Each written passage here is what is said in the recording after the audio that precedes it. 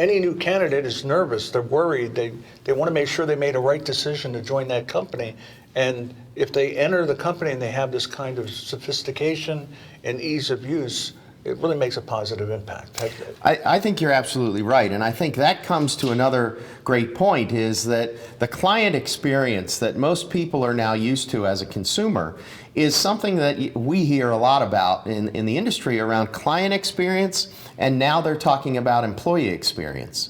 So that idea that the way that we treat our clients is something that our employees are used to and something that they expect of us, and something that, quite honestly, impacts the way that the rest of the world sees our company is very important now. The example to me that I use all the time is in applicant tracking, and we've all been unemployed, except you, Charlie. And we have all had to put our resumes into a system. Well, that system, it's the black hole into which you throw your resume, because quite often you don't hear anything from anyone about that resume.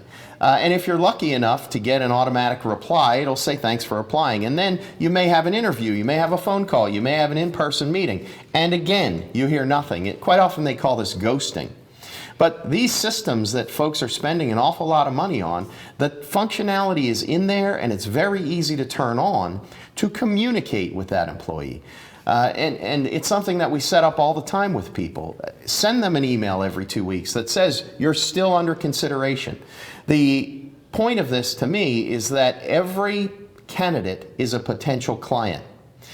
It's easy to understand when you're in the business of selling chocolate, but when you're in the business of cable TV, it's easy to understand. Maybe when you're an engineering firm or something like that, but still, those people who have applied to you as a candidate, if you treat them like dirt, they are going to get a bad impression of you, and they are going to spread that impression. Well, I think the